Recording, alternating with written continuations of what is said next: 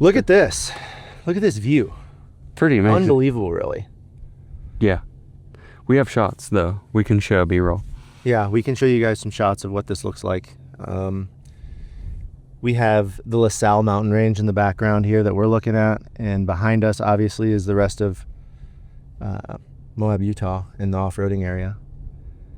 We're on the trail called the MOAB Rim right now. Yep. At the very end. This is an iconic trail, so everyone knows this trail. It's popular, to say the least. Is it popular? It is. It's popular. I mean, I've only seen a couple dirt bikes come up here. One Jeep and a dirt bike. Well, so this is the furthest area as far as the overlook goes. So that first spot where we stopped first, or didn't stop, we passed it. Mm-hmm. That's where everybody stops because it's the same cliff, right? And you don't have to drive this trail all the way back. But I'm the type of guy that likes to make it all the way to the end of the trail. Right. You know, see the view that not everyone goes to. This is the end, the very end? This stops here, yeah. Oh, okay. Yeah. There's other trails down behind us that you could potentially go on and explore, but as far as this particular trail, the MOAB Rim Trail, this is where it stops. Well, let me tell you something. I've seen mountains before. I've been to Utah before. But not like this, dude. This is something else. I've said it before in the last podcast, like I'm pretty new to the off-road industry, and being able to climb up these mountains in vehicles, Jeeps or side-by-sides, it don't matter. But to be able to like take a vehicle up here, especially in a place like this is magical, dude. This is beautiful. It's wildly different to see this on the ground compared to like taking a flight and showing up. Yeah, flying from, let's say, Ohio to like Vegas, and you're flying over this area and you look down and you see the Rocky Mountains, you know, and you're like, oh, that's cool, you know, look at that. That's some rugged landscape. Yeah. But to be in it and see it for yourself with your own eyes, and especially to be here with you guys, you know, and you got your son here, you got Carson here. We brought my assistant in training, Carson. My younger son is here with us, and he's helping learn the ropes of podcast production, which is completely changed. Yeah, look at us, right? Well, the podcast production that we had at King of the Hammers was large DSLR cameras, you know, real studio setup, if you will, for a podcast. And it's a lot. We have lights, we have mics with boom arms, and, you know, the whole 9 yards, which is really cool in that setting, right? And then to be able to strip it down to this and have 3 iPhones and an iPad recording with some wireless mics is next level. It's pretty crazy. Yeah, if you didn't know, maybe it looks a little different to you. Maybe it doesn't. That the goal is that it doesn't. Is that it doesn't, yeah. And listen, iPhones have come a long way since like the old school iPhones. Now, listen, we're shooting log on iPhones now. Yeah. Or ProRes. And that may not mean much to you guys, but like they're fully capable cameras. And to be able to have like a couple of tripods, an iPad, and 3 iPhones and obviously wireless mics to go anywhere, literally. We could do this podcast anywhere. Right. On the top of a mountain even. It's huge. It's crisp too. Yeah. Yeah. I mean, the hopefully the footage at the end of this, when we go to look at it and edit it on the backside, hopefully we can compare and contrast to the last ones, and we're just like, oh my gosh. Yeah. Well, this view can't be beat. The last one, the backdrop was a backdrop. Right. No, this is nature. This is how it should be done. I feel like for the Our Day Off podcast, and being that it's an off-road oriented podcast, this is what it should be. Heck yeah. You know, on the top of a ridge overlooking the city of Moab. I shouldn't even call it a city, the town of Moab. Yeah. And it's gorgeous up here. It's so gorgeous. The sun is beating on us. It's probably upper 70s, I'd say, right now. And it's just fantastic. Couldn't ask for a better day. And we got to get you guys on the trail to get up here. Yeah. That's one thing that is hard for me to understand, because I've been doing this my whole life. I've been off-roading, dirt biking, been all over the country doing it, been to this exact trail many times and done this trail. How was it for you, and Carson as well? Obviously, you don't have a mic on, but like, what's your first take when we start up that ridge? I was Listen, I know that you're a capable driver, and I know the Jeeps are fully capable machines, but I think when you're in that experience for the first time, it's kind of a little bit intimidating. Even though I've rode quite a few different machines with people, and it's still the off camber. Like when you start twisting off camber, there's just like a mental like. Yeah, it's not Holy supposed crap. to do that. Yeah. Yeah. It almost feels like you're falling, and still almost every time I kind of gasp for air a little. Yeah. So I had a couple pucker moments, but I don't think there was a moment where I was like, here we go, we're done. All right, everybody. I want to give a quick shout out to CT Raceworks. CT Raceworks makes the baddest parts in the industry, including the parts that Kyle Chaney uses to win the 2025 King of the Hammers 4400 race.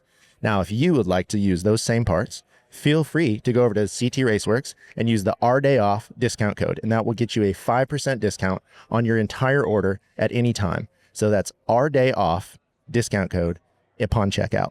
Back to the show. Yeah. No, there definitely was not. We weren't even close at all. There's spots here in MOAB. The nice thing about MOAB and the trail systems that are here is most of the time, even when the trail is like let's just say like a level 8 on Onyx or whatever, you look at the trail and it's like a level 8 of 10. So it's a fairly hard trail. You can usually bypass a lot of the harder spots. So you don't necessarily have to have the craziest rig to be able to traverse these trails and see the sights. MOAB's kind of known for that. You can kind of everyone can partake in the trails. Now they're tough, and if you don't have at least a lift kit and maybe some bigger tires, you're going to be in. It's going to be tough. I think it's unique though that on these trails, it's the same shared trail as people who are hiking or mountain biking or they're riding dirt bikes. I found that to be kind of unique. Yeah, well, MOAB's geared completely around outdoors. I've met rock climbers, like big crack climbers. They use cam systems. They're camming into the rocks and climbing here. Huge. Base jumping is really big here. Mountain biking is giant here. They have crazy amount of mountain bike trails, and again, it's all shared use. So if you're mountain biking, we ran into a mountain biker on our way up here today. Yeah. He had a flat tire, and we stopped, and I had my bike pump in the back of the Jeep, so he pumped up his tire and fixed it, and he was on his way. But the mountain biking industry is huge here as well. Anything outdoors. The Colorado River runs right through here, so kayaking and whitewater rafting is huge here. On the other end, which would be like the northeast side where the river goes back the other way, the rafting is next level. It's some of the best in the country. From what I understand, I've never done it. I've just talked to a lot of people that have done it. So, and I've seen it. I've stood on the edge and watched them go by and stuff like that. But this place is amazing. I think if I could just move flagrantly and not have to worry about anything, this would be like one of the spots I would highly consider because it has all of those things. You could go to the mountains right there and go snowboarding and skiing, and then drive here and it'd be 70. Yeah. Within a couple hours. That's so cool. Yeah. Yeah, we Midwesterners, we don't get this. This is all brand new. We are here mainly, the sole purpose of this trip is for Ultra 4 USA. We're here for the first round of Ultra 4 racing to do the podcast and to help John and Jeremy get everything set up, and the whole crew. You got Miles Hasselquist and Ryan DuPont. He does a lot of the media, all the media at this point, really. Pam Hall's going to be here? I do believe Pam is going to be here, yeah. Little Tiffany Stone's going to be here? Little Tiffany Stone action? Coming. I don't think so. I could be wrong. I'm pretty certain Pam's coming, though. And so tell me about that race. So you've been to Area BFE Beatdown before, right? I have not. You have not? I have not been to the actual race. This would be my first BFE experience. Okay. And I from what I understand, that property is pretty amazing. There's a lot to be had there, and the race is actually really great. I've never raced it, and I've never been to Area BFE, so this will be a first for me. Can we see Area BFE from here?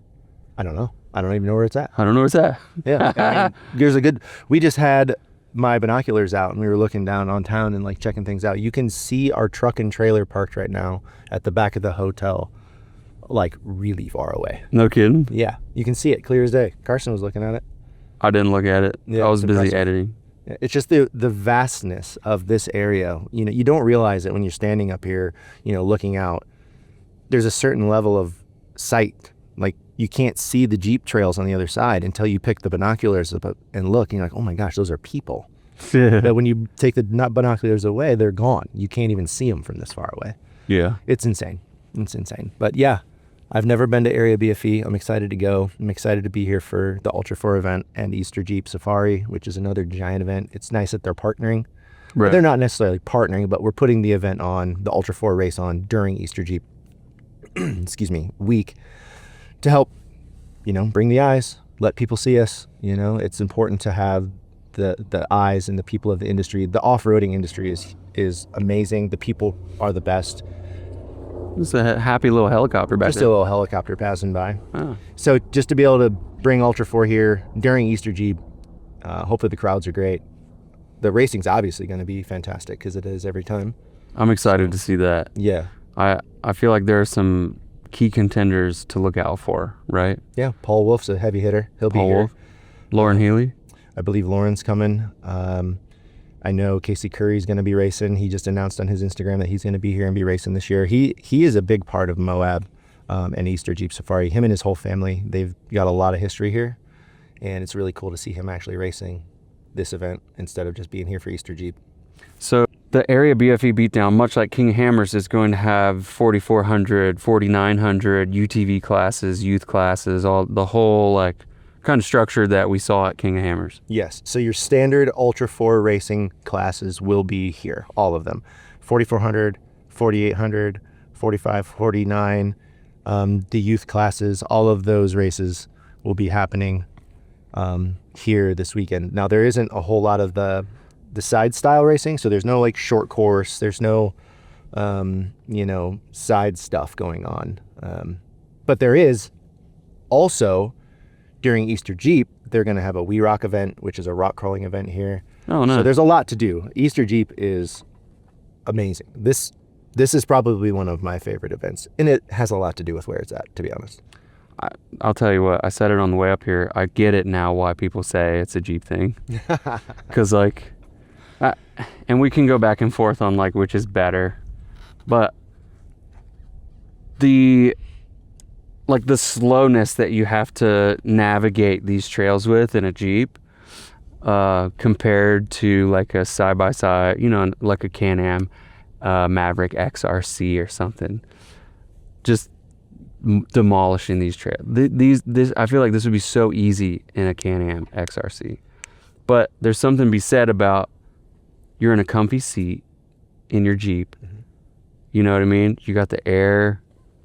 You can blare the radio. I mean, you could put a radio in a side-by-side, but just to like kind of have that more luxurious feel of your vehicle in a Jeep, I feel like there's something to that. There's something nice to it. Yeah, there's the creature comforts is what it's kind of been coined. The creature comforts are the best. You sacrifice stuff, right? You sacrifice speed and being able to see a lot more places with the side-by-side versus when you're going to those places in the Jeep, like you said, you have heated seats and air conditioning. You can roll the windows up. And if it gets too hot or too cold at night when you're out wheeling at night and you're like, oh gosh, it's getting kind of chilly, you just roll the windows up, turn the heat on, turn the radio on. Mm-hmm. So, you know, it's a give and take. I love both. Yeah. I love all genres of off-roading. I'll be up here on a mountain bike. You know, it doesn't matter to me. Yeah, I do love the go fast mentality of a Can-Am, but it is also nice to slow down sometimes and take it at speed and just relax and climb it. Enjoy it. Yeah, I agree. I've grown to enjoy the slower speed in my older age. When I was a young man, it was all about going fast and doing the hardest obstacles you could possibly think of and breaking everything you own all the time. Yeah, he was telling me on the way up here, we're looking over at this giant boulder that's just sitting there ready to be climbed, and he's looking at it and saying, man, if I was in my buggy, I would just climb right over that. Yeah, the big buggies are, and when I say buggy, I think Chase was confused. We had this conversation too. I mean like rock buggy. I had a X 4400 car that was converted to a trail car, so it had 43-inch sticky tires with 500 pounds of water in each front tire. coilovers all four corners, V8. I mean, it was a buggy. There's no body panels. It's all tube work. You don't have to worry about scratching it. The suspension works really good. The tires are super soft. It's like riding on a pillow. You can, all those ledges coming up where the Jeep is like, bam, bottoming out. You don't even feel those in that buggy. No. Like you just skip over them. Yeah. So there's a place for all of it. I personally love the four-wheel steer portal car rock buggies. That's probably where my top tier is for off-roading. That's what I would love to have. Maybe down the road. I'd love to have a JHF car. I know that means nothing to you. That's just speaking Spanish, but Who's JHF? I don't know. Jesse Haynes. Haynes Fabrication. He builds some of the baddest four-wheel steer rock cars out there, and there's a whole bunch more. Right? I'm not just going to single him out, but there's a lot of guys building amazing cars. But that for me would be a top tier car for me if I had the money. What do you? I want to ask you. As you know, Randy Slauson took the win at King of Hammers. Yeah. And I would say I don't know the track. I don't know the complexity of the track. But what would be? Do you think that Randy can clutch take home another point for the series at MOAB? Two things. One, I don't know if Randy's coming. I'm fairly certain he only races King of the Hammers. Really? I don't think he's ever raced another Ultra 4 event. And I shouldn't say never. He may have. I don't know the stats on that. But he generally does not come to the Ultra 4 events. Just King of the Hammers. Randy, Yeah. we got to see you out here doing this, man. And I could be wrong. I just have not seen them post that they were coming, and no one said anything, so I can't imagine that he is. I think if he were to come, he would have a really great chance. The only drawback to that is this is not King of the Hammers. This is a sprint race. Like you're going to be going quick, and so the guys that aren't afraid to haul the mail and have IFS cars is a big part here. IFS suspension is independent, so it's like a side-by-side suspension. So that particular suspension allows you to travel significantly faster in certain terrains than versus a straight axle car, which this Jeep is a straight axle vehicle. It's just got a lot more weight moving down there. The whole axle has to tilt, to make a certain obstacle. Where in an IFS car, they're all moving individually. There's a lot going on there. Those cars brake easier to a point. There are a lot of maintenance. But at MOAB, I feel like, my opinion, the IFS cars do have quite a big advantage, just because it's a higher speed race. Right. So it would be tough. It would be tough to do it in a straight axle car. Not to say it can't be done. We'll see who shows up at this race and who's going to be putting in the work. Right. I know Paul's a heavy hitter. I have high hopes for Paul Wolf. If he can keep the car together and do what he does, I think he's going to have a great chance of winning here. Speaking of Paul, everyone needs to tag Paul Wolf, shout him out, tell him, come be on the pod. I want to talk to Paul. I want you to talk to Paul. Yeah. About I feel like the most viral piece of content that came out of King of Hammers, which was the phone call when he was broke down. Was that in Ballpeen? Was that towards the end of Ballpeen? I don't know exactly what trail that phone call was had in, but it's epic. Poor guy, dude.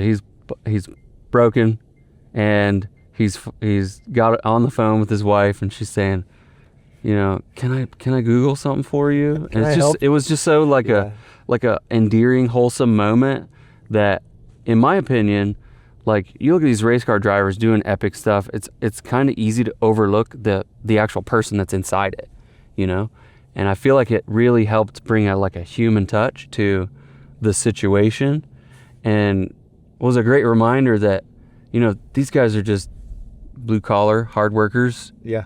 Building cool cars.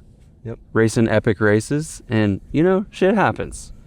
So I would love to see Paul on the podcast to talk about his experience of the race in a little bit more detail than what we've seen already.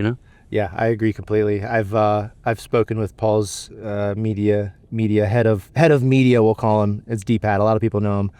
D-Pat's the best, and he's been putting in a lot of work with Paul on the media side, and we were chatting on the phone, and I said, I ran into a guy, I was picking up some parts, and he said to me verbatim, he said, I was watching King of the Hammers, and in my eyes, Paul Wolf won King of the Hammers this year. Then I was like, why do you say that? And he's like, because just the way he is and the way that the media was brought to the people. He had his in-car camera running all the time. His Starstream was killing it.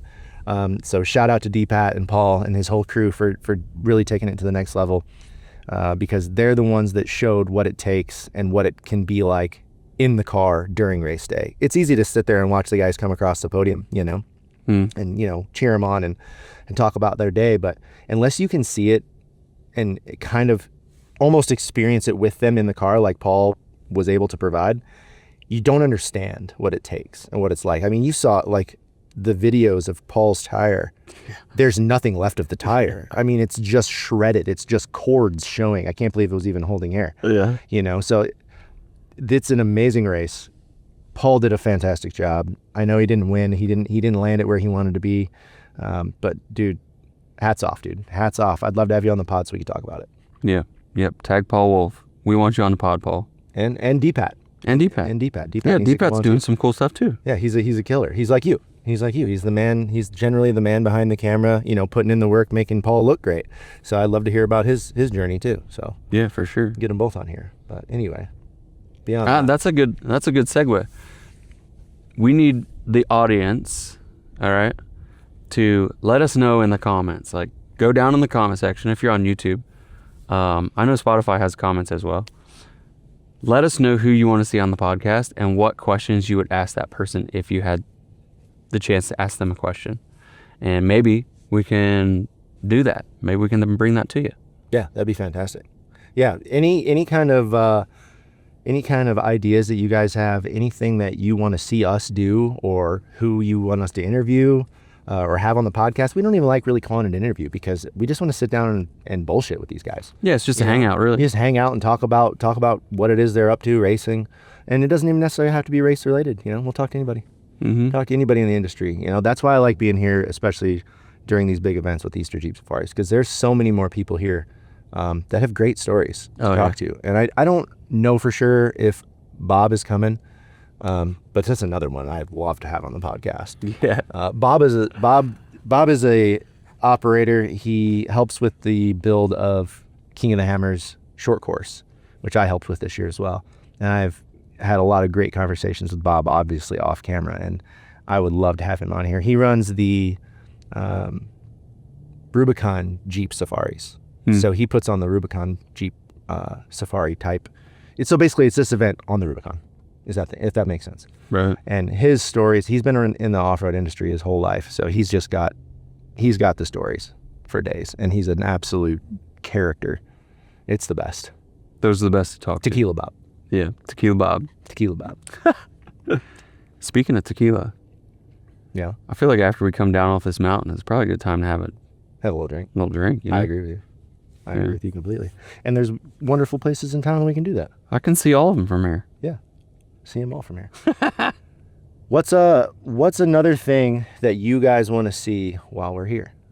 Like, what's something that now that you've seen it, right? Now that you know what this looks like. I've been explaining it to you for 20 hours in the car ride. Yeah. Like, what's the goal, Yeah, I don't know. I feel like I've seen everything from up here. I can see it all from here. I don't know. I feel like just wheeling in different trails, that's been so much fun. A funny story, like this is kind of a testament to the spontaneity that exists when you hang out with Matt Zeiler. It was on the other side of Denver, on this side of Denver. Yeah. We stopped on the edge of a road at a pull-off, the Colorado River, I think is that? Right on I-70. And we just want to get out and stretch our legs and stuff, and before you know it, Matt's saying, I'm getting in that cold plunge. And he strips down to his skibs, and he goes, see it? And he goes down, and it just jumps right in the water. It was amazing. And then he goes, you got to do it now. That's how it works. I'm a little less. I feel like I'm probably equally as spontaneous, but maybe I don't know if I would jump in the river on the side of the road, but I did, and it felt amazing. Yeah, it's something invigorating about jumping in cold water. I don't think I want to jump in that one over there. Why? Look at that. That's big. Yeah, the Colorado gets a lot bigger here. Yeah, I feel like you need equipment Well, to jump in that one. I think you'd still swim in it, Probably. like on the edge, right? I didn't get close enough to see if it was like raging. I don't But think it's raging. I think you'd totally swim in it. yeah. Yeah, I think so. Okay. I think so. Being that we're standing up here and our phones are actually doing the videoing, I don't have my phone to read off some of the stuff I wanted to read off on this particular podcast, being that it's like the day one, the first podcast of this adventure. Yep. But one thing I did see, and that I'm excited to see myself, is Jeep has released 6 concept vehicles. Not released them completely, but they put out some articles. I want to see them. They're here. Oh, they're gonna be here? They're here. Yeah, Jeep's here with their concept vehicles, and I'm pretty pumped to see those. No kidding. Yeah. Okay. Yeah, that's kind of high on my list of things to see.